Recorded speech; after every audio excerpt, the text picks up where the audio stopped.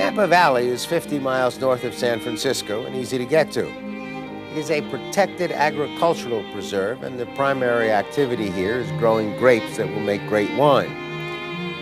There are parts of Napa Valley that look like the district of Provence in France, or Bordeaux or Burgundy. And anyone who knows northern Italy will quickly spot parts of the valley that are similar to Tuscany. Napa is one of the most beautiful places in North America. The busiest months of the year are September and October, when the wineries are harvesting their grapes and starting to make wine. It's also the height of the tourist season. If you'd like less crush and more care, then January through March is the right time to make your visit. The fields are quiet, traffic is light, and it's easier to get a reservation at the best restaurants. The residents of Napa Valley appreciate visitors, and during the early months of the year, they have more time to welcome them. You can stop into everything from a mustard festival to a neighborhood barbecue. But Napa Valley is not the kind of place you want to come to for a single day. You really need 3 or 4 days to appreciate what's happening here. And no matter what time of the year you come, you're always better off on weekdays than weekends. The most extraordinary way to see the valley is by balloon. Joyce Bone is the owner and chief pilot for the Bonaventura Balloon Company. I love the sense of freedom, the sense of peace, the serenity, the magnificence.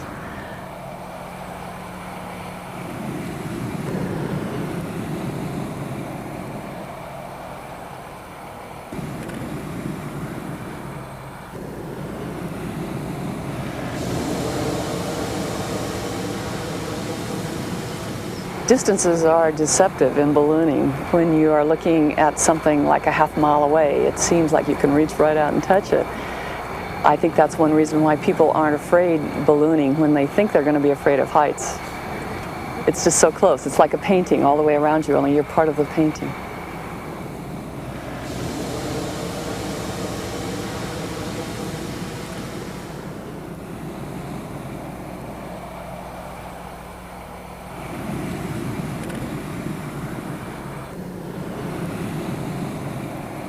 I liken it to music. As a musician, I think that flying is like a line of music. You've got vertical considerations and horizontal considerations, and you follow a line and you maneuver, and it's very much like music.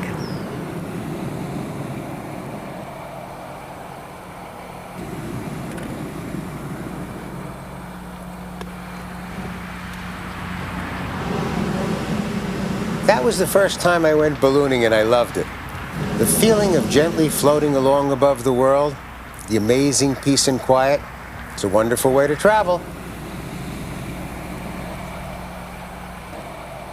The valley runs north to south for 30 miles, and the main road along its length is Route 29. The first town that you come to as you head into the valley from San Francisco is Napa. The plan for Napa was laid out in 1847, which makes it the oldest town in the valley. It's located on the Napa River, which runs down to the top of San Francisco Bay and then out to the Pacific Ocean. During the 1800s, all commercial shipments from Napa Valley, including wine, were transported from the docks at Napa. When the California Gold Rush got started in 1849, Napa became a favorite winter hangout for the miners.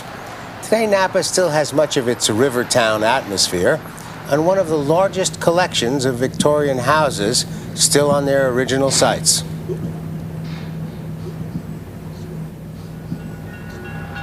You can drive out of the town of Napa and head up the valley on Route 29, or you can get a good look at the land and a good meal at the same time on the wine train. The Napa Valley Railroad Company was founded in 1864 and continued in operation until 1987, when it was purchased by the Napa Valley Wine Train Company, under the direction of Vincent DiDomenico, who at the time knew more about steaming rice and conching cocoa than spiking rails and rolling stock. His family business invented rice-a-roni and owned Ghirardelli chocolate, and he thought it would be great to have a classic old train to take people up the valley while they ate and drank. So every day, the Napa Valley wine train takes passengers on a 3-hour ride up the valley. Meals are served in a restored 1917 Pullman car. Mahogany paneling, brass fixtures, etched glass, rail travel and dining as it was in the golden age of the Iron Horse. And you can drink the wine of the vineyards as you pass them. 3 hours later, and you are back in Napa. If you're moving up the valley, town by town, the next place on the trail is Yountville. During the early 1800s, a North Carolina mountain man by the name of George Calvert Yount wandered into the neighborhood and hung around as a handyman. He became friendly with General Mariano Vallejo, who was the Governor General of the territory, which at the time belonged to Mexico. In 1836, George changed his name to Jorge Concepcion Yount, converted to Catholicism, and was rewarded by the general with a huge tract of land, which is now downtown Yountville. Yountville is home to some of Napa Valley's most famous restaurants. Makes sense to have great food in Yountville. Napa Valley's first vines were planted here, and today the town is surrounded by some of the valley's most famous winemakers. And what's the point of having good wine if you don't have good food to go with it?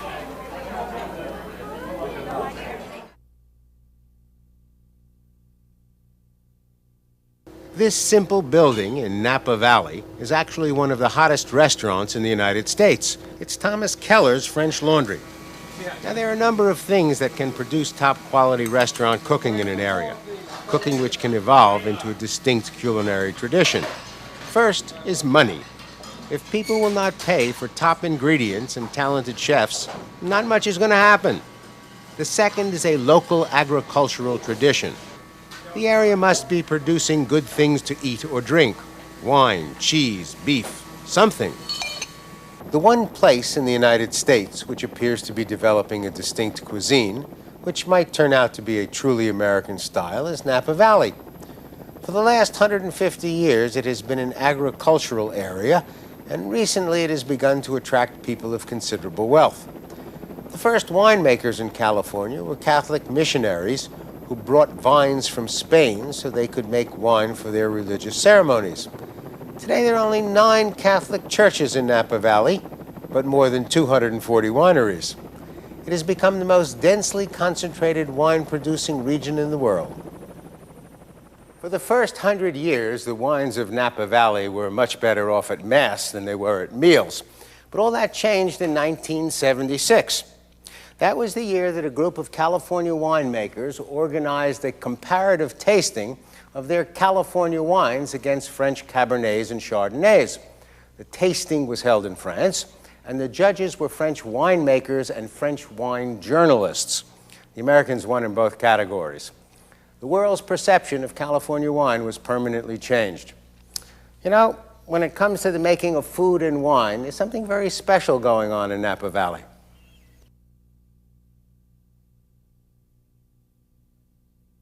A good place to take a look at the modern history of winemaking in California is the Beaulieu Vineyard in Rutherford. During the early 1900s, Georges de la Tour, a chemist from a French grape-growing family, founded his own winery in Napa Valley. During Prohibition, Beaulieu prospered while other wineries were forced to close. Georges happened to hold the contract to supply altar wine to the Archdiocese of San Francisco.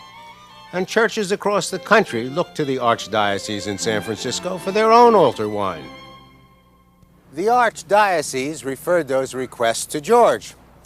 And George shipped hundreds of boxcars filled with his finest wines to the churches of the Midwest and the East Coast. Now, even though George was making wine for religious purposes, he always made the finest wines he could. And as those boxcars passed through Chicago, many of them mysteriously disappeared. It seems like the fine vintages that were being presented in the mornings at Mass were showing up at speakeasy meals at night. When Prohibition ended in 1933, Beaulieu was producing excellent wines, and Georges' socially connected wife began promoting them to San Francisco society. But Georges was always interested in improving his wine. So in 1938, he hired Andrei Chelichev, a Russian-born, French-trained wine expert who had studied at the Pasteur Institute.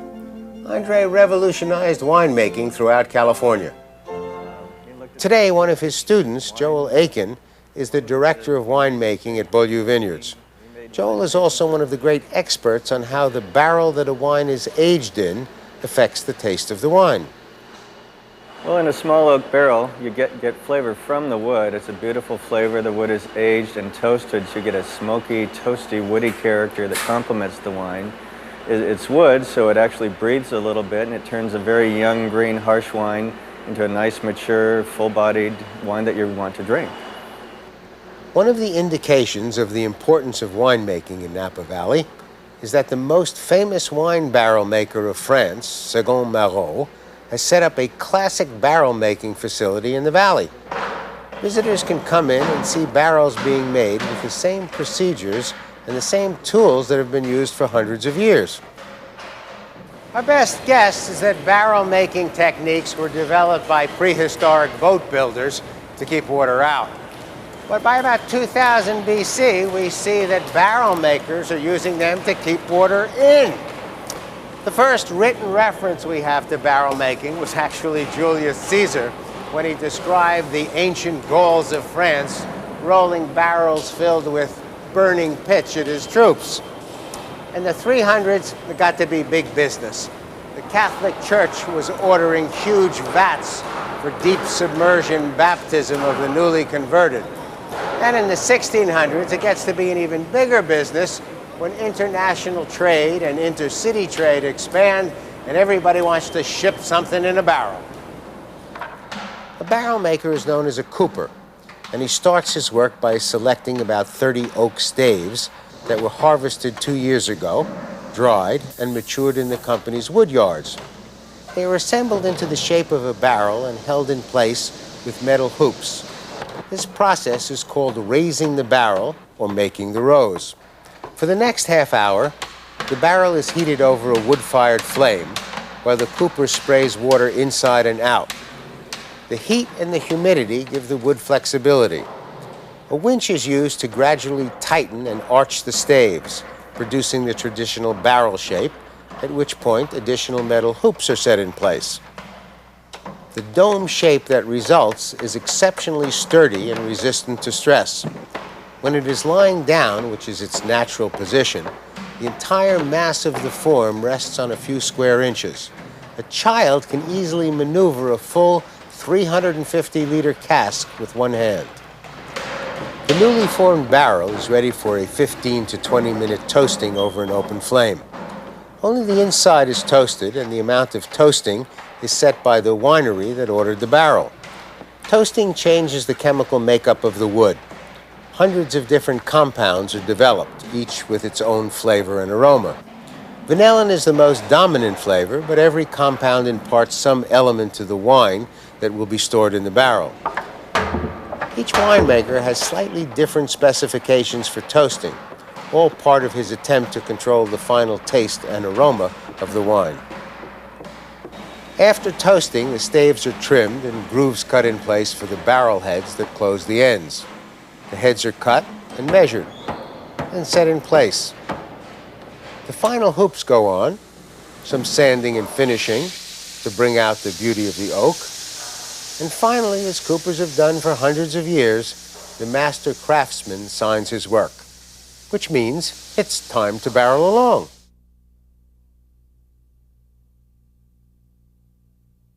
The only unfortunate interruption in the history of California winemaking was a totally misguided and highly destructive experiment by our federal government known as the National Prohibition Act. From 1919 to 1933, they tried to keep law-abiding citizens from drinking anything with alcohol in it. Many of the great California wineries were forced to close. But there was, however, one positive benefit to Prohibition. A number of those wineries realized that they could use their facilities for making great cheeses. Today, California is the nation's leading dairy state. In 1993, it passed Wisconsin in milk production. About half of California's milk goes into the making of cheese, which is produced in 130 different varieties. One of the country's most popular cheeses is also a California original. It is called Monterey Jack, and it's named after the place where it was first made and the guy who first made it. Today it is produced in various forms by more than a dozen different California cheesemakers.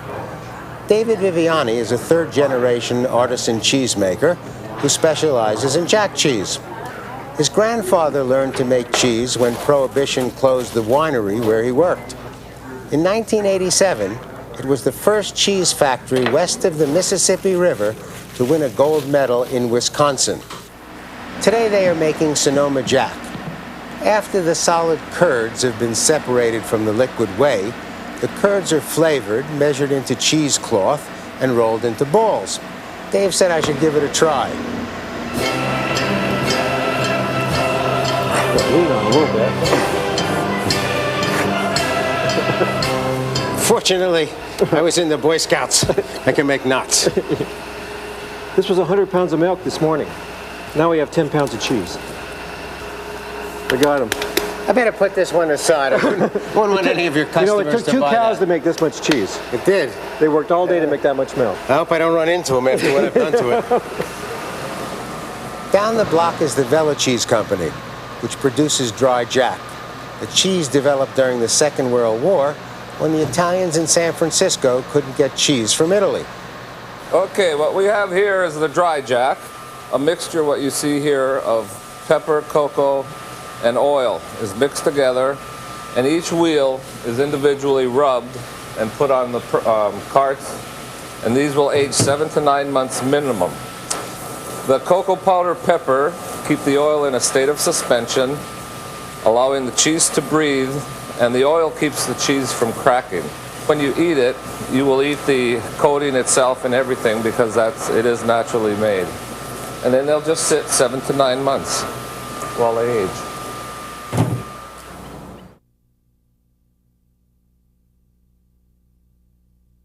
Napa's history as an area for winemaking goes back to the work of the Spanish missionaries in the early 1800s. Its cheese-making goes back to the 1700s. But its history as a place to come and rest goes back for thousands of years.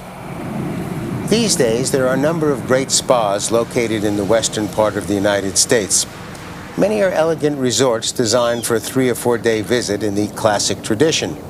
An example is Meadowood in Napa Valley. Meadowood is a private estate set among 250 acres of thickly wooded land. The main building houses the reception area, and there are rustic small buildings tucked into the forest that house 85 rooms and suites. The aspect that struck me the most was its stillness. The spa at Meadowood has all the traditional treatments, but whatever they do, they take a very Napa approach to it. During the 2 weeks I stayed here, they wrapped me in grapeseed mud to reduce my stress, polished me with grapeseed conditioner to reduce my stress, and rubbed me with grapeseed oil to reduce my stress. But there's historic precedent for all this grapeseed business. During the 16 and 1700s, the French royalty living in Paris believed that taking a bath in a cask of Chardonnay wine reduced the negative effects of aging. And the more they sat in the wine, the more they drank. And the more they drank, the more they believed that it worked.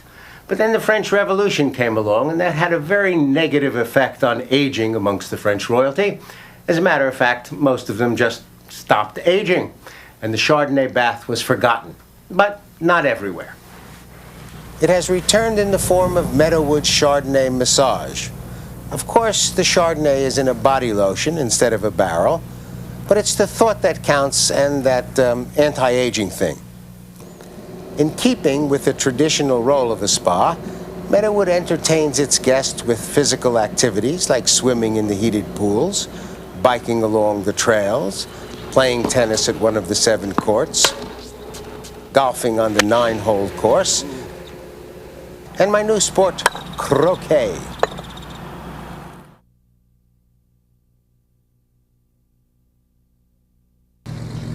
A dramatic way to get a look at Napa Valley is to take a ride in the wine plane. Jim Higgins and his wife Kim will take guests on a private aerial tour. It gives you a unique view of how the vineyards, mountains, lakes, and canyons come together to form this beautiful valley. I find this to be a particularly interesting and beautiful part because of the way that the vines kind of hang on to the hillside. They have to really struggle to grow. There is such fantastic drainage here that the root system actually has to dig down and work very hard. When the vine has to work hard, it produces a more flavorful, intense grape. And it typically works out that whatever looks good from the air typically tastes good in your glass as well. And down to the right, you'll notice as we circle around, Meadowood Napa Valley, nestled in the hills. It has its own private little valley, and you can see it clearly defined here by the golf course. And then if you look at the large green spot in the middle that's a perfect square, that's the croquet lawn. Well, the objective of the game is to win. Yes, I like that. I like that. I'm in. I got it. There's a certain pattern you have to follow. Okay. So you go through each wicket twice, once in each direction.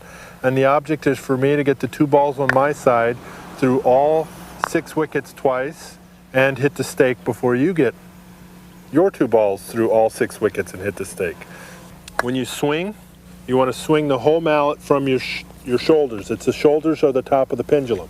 So you draw your hands back to the body and you extend out through the ball. So the whole mallet swings and the arms should move more. So you want everything relaxed. The only thing that should move when you swing a mallet and hit a ball is your arms. Your head stays down, the body doesn't move, just a nice smooth swing from the shoulders. Just like that. There you go. That's not makeable. Give yourself a chance. One of the hard parts about the game is learning to make the balls do what you want them to do. It's a lot of physics. A lot of geometry and physics, yes. There's one trick shot that comes into play once in a while. Let's say red ball needs to make this wicket, but the blue's in my way and I've already hit it, so I'm not allowed to hit it again.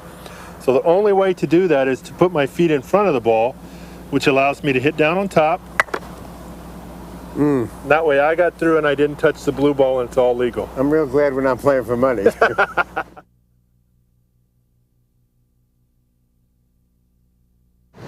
And just up the valley from Meadowood, more good stuff in the town of Calistoga. Lincoln Avenue, the main street, looks like it was part of the set for High Noon, or maybe Blazing Saddles. 100 years ago, it was a tough frontier town, and much of the architecture has remained. Local shops line the street. No chain stores are allowed in Napa Valley. There are a number of excellent restaurants here, and I got to eat in a few of them. Brannan's is named after Sam Brannan. In 1859, Sam was living in San Francisco when he heard that the top of Napa Valley was filled with hot springs. He came up and bought 2,000 acres and put together a plan for a spa and resort that he hoped would rival the famous Saratoga in New York State. And he brought up a bunch of potential investors and showed them the neighborhood. Threw a big party for them, lots of eating and drinking. When it came to the point where he was going to explain his plan, Sam had had a little bit too much to drink.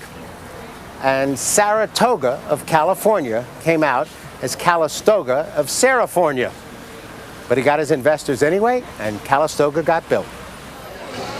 Brannan's Grill has a multi-ethnic staff that is reflected in the menu. We started with skillet clams and mussels, the Italian influence. But the sauce is lemongrass curry, the work of the chef Rob Lamb, who is Vietnamese.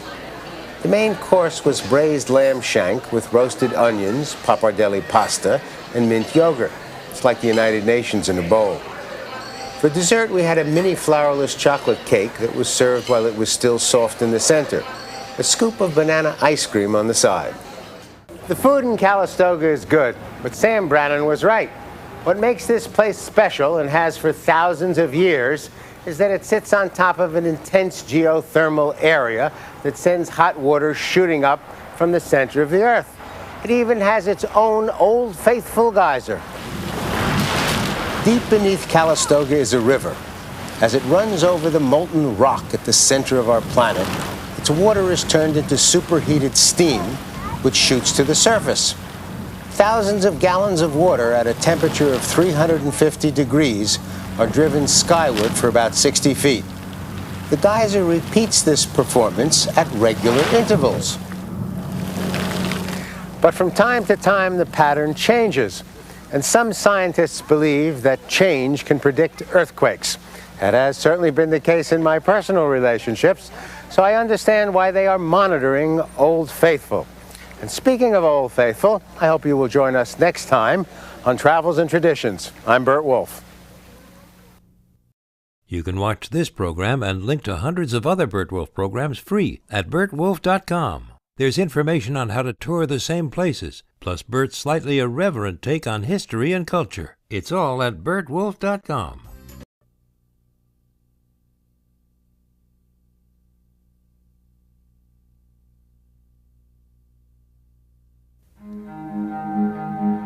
Napa Valley is 50 miles north of San Francisco and easy to get to. It is a protected agricultural preserve, and the primary activity here is growing grapes that will make great wine. There are parts of Napa Valley that look like the district of Provence in France, or Bordeaux or Burgundy. And anyone who knows northern Italy will quickly spot parts of the valley that are similar to Tuscany. Napa is one of the most beautiful places in North America. The busiest months of the year are September and October, when the wineries are harvesting their grapes and starting to make wine. It's part of the painting.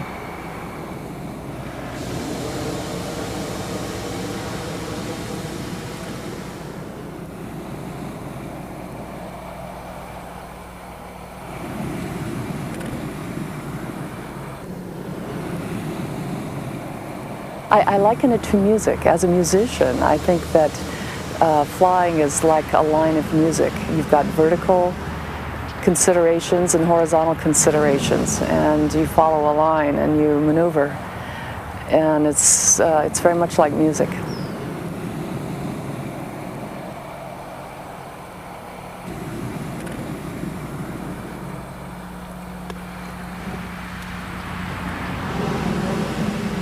That was the first time I went, also the height of the tourist season. If you'd like less crush and more care, then January through March is the right time to make your visit. The fields are quiet, traffic is light, and it's easier to get a reservation at the best restaurants. The residents of Napa Valley appreciate visitors, and during the early months of the year, they have more time to welcome them.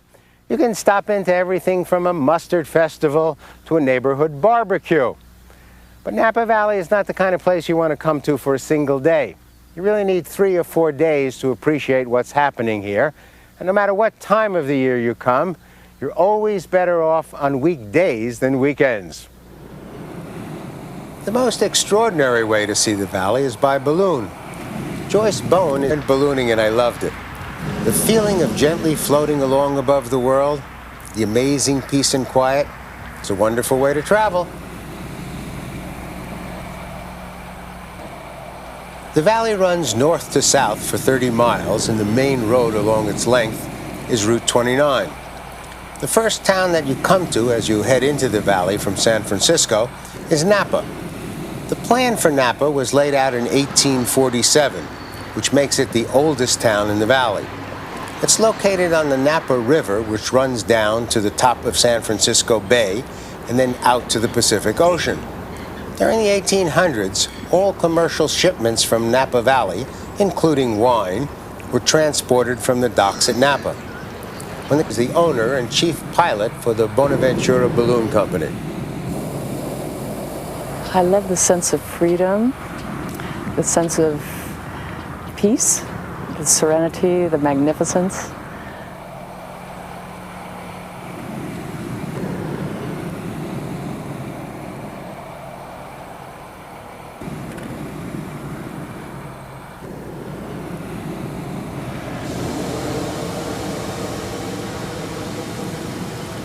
Distances are deceptive in ballooning. When you are looking at something like a half mile away, it seems like you can reach right out and touch it. I think that's one reason why people aren't afraid ballooning when they think they're going to be afraid of heights. It's just so close. It's like a painting all the way around you, only you're